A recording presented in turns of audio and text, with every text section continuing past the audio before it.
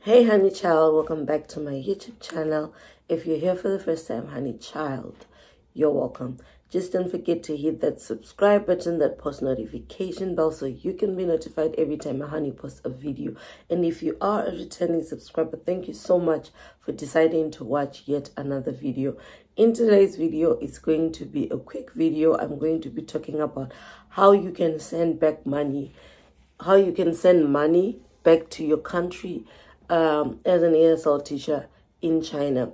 So you know that in China it's really difficult for us to send money back at home, and I just thought like maybe I should just come up with I should come up on this platform on YouTube and give you guys how I do it, how I send money back at home. If you feel like this is something that you want to watch, continue watching, and do not forget to hit that like button, that share button, and also share it to people that you know that are constantly asking about this and would want to know any information about this. And also comment down below if you are in China and you know other ways of which you send money back home. It will be really, really helpful to the other people on this platform who come every day to watch my videos.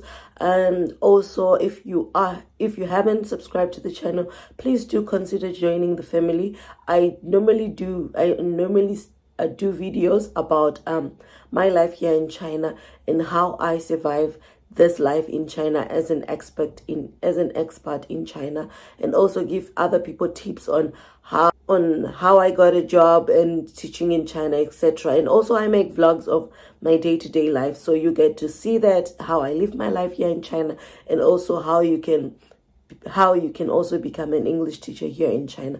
I hope you guys can hear me clearly, because today apparently I forgot my mic at home and I'm not at home, so I just wanted to do a quick video because I have time. So anyway, without wasting much of your time, let's get right into today's video, shall we? Hello stranger, it's been a minute since we last kicked. By the way, so okay, if you guys see me looking down, I have if you guys see me looking down, I have this little paper the way I just jot down my notes. Okay, so the first thing I want to talk about is the bank transfers. Everybody can do a bank transfer if you have a bank card in China, but I feel like it's more easier if you use like international banks, large banks here in China. Use bigger brands like ICBC, like Bank of China, like Construction Bank. These banks are huge. When you go to each and every city, you are most certainly likely to find these banks in whether it's a first-tier city, whether it's a second-tier city, whether it's a third-tier city. Even the smallest, even the village have this kind of banks. So that's why I'm saying it's better you guys use this banks, okay? Because just for safety wise, like they are more familiar with international transactions, because also they have Chinese that live abroad and they have Chinese families here, so they also handle this kind of situations for people. Unlike if you go for a small bank like maybe Jilin Bank is a bank it's only probably a provincial bank. Like if you go to Hangzhou Bank, it's a city bank. It's a Hangzhou Bank. You see what I mean? But I'm not saying that if you go to here, let me be honest, here in Changchun, I haven't seen Hangzhou Bank. But in Hangzhou, there was a Hangzhou Bank. You get what I mean? So I'm just saying, to be safe, sorry guys, to be safe, just use international banks. And transactions, I feel like transactions, you know, when you get a deposit for your school fees, blah blah blah, bank transfers, the only setback is you have to wait until the money reflects in your account or the person's account. It could take a month, it could take 2 weeks, it would take a week, it could take a few days. It just depends with the destination. For my school fees, they had to deposit a month before I renew my visa from Zimbabwe to Chinese bank, because it will take at least maybe 3 weeks or 2 weeks for it to reflect. You get what? Point number 2 is the Western Union. The Western Union is everywhere, guys. Like At first, when I came to China, I thought maybe there is no Western Union here. There's literally no Western Union. But honestly, I then discovered that each and every international bank has Western Union, an option for Western Union. All you have to do is have a bank card, and also just ask them that, do you have Western Union? Do you have Western Union? And if you have, they can give you an application form, both for sending and receiving money. They do. So I've only seen Western Union in ICBC, in Bank of China, and Construction Bank. However, recently I tried to assist my friend in sending money back home using Western Union, only to discover that my card, my Bank of China card, cannot send money out of China using Western Union, because it's a second class card. I did not know that my card was a second class card, or I just thought I have a Bank of China card and it can just work anyway. So this is just a reminder that when you're opening banks, please let them clarify which bank card they are opening for you, because you can be limited to resources. You can be limited to things that you are able to do using that card. You get what I mean? And also, the only cards that are applicable to do bank transactions, if you have a Bank of China card, is the first class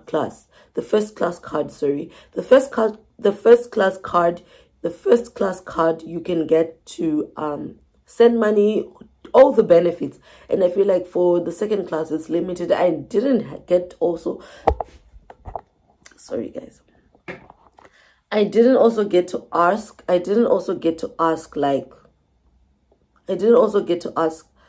what I can't do and can do with the second class card. But anyway, anything else is functional. My income can come, my money can come in a second class card. You can transact, you can use it on WeChat. I think basically a second class card, you can just use it in China for the base. So the third point is the black market. I also thought that in China we didn't have the black market, but apparently it's there. When I say the black market, I don't think like the black market that's there at home. No, it's just a Chinese version of the black market, where you don't use the bank cards, you don't use the bank, you don't use the government per such, the Chinese government. I don't know if I'm going to be red flagged for this, but it happens, something that happens here in China, and awareness is my number one priority on this channel. You get what I mean? So so the black market is, maybe you know somebody back home from home who's looking for RMBs, and maybe they have a child here in China, and probably let me lay back. They have a child back here in China, and they can't send money directly to them. Maybe it's an emergency, or they want, because in every country we have this group like Zimbabweans in China, we have South Africans in China, we have Zambians in China, these WeChat groups, and people are constantly looking for money exchange. So it's like an exchange platform where for me personally, if I want to send money to my dad, if I'm a Zimbabwean, I use the Wise Men. Everybody knows the Wise Men. Everybody knows the Wise Men, the international offices. Stay in construction houses, Zimbabwe. All you have to do is just send money to them over Alipay. I think there were students that were here in China, so they still have their Alipay that is still functional, or their WeChat that is still functional. So you send money to them, then they receive the RMBs. Then when they are there, they give them the equivalent money in dollars or Zimbabwean dollars. So I feel like in every country, also my boyfriend also does the same. Like he's from Swaziland, and he also does this. He deposits money also from his bank, Swaziland bank Visa card. He transfers money from there. Then somebody here gives him RMBs. It's free of charge. You don't have bank charges. It's like 1:1. You get what I mean? You don't get those bank charges. You don't get those, deductions, blah, blah, but the only deduction that you get is from your bank when you are depositing into another person's account. But I don't think that has charges. It depends with what bank you are also using. Yeah, so these are the 3 things that I know of how you can send back money. But if it's large amounts of money, like it's maybe thousands, yes, you can get people in the black market that want to pay school fees for their kids, and school fees is not cheap. Maybe you can get $4,000 US, $5,000 US. That's like the average per year. That's the amount of money for school fees here in China. It ranges from 18,000, 21,000, depending with your degree. If masters, oh please, you have much more money, because masters is more expensive, let alone PhD. So you can get people money like that. Also, yeah, so I talked about bank transfers, I talked about Western Union, I talked about the black market. So I hope this video was beneficial to you. I hope you guys learned one or two things. Please do not forget to like, don't forget to subscribe, don't forget to share my video, and I'll see you guys on my next video. Bye bye.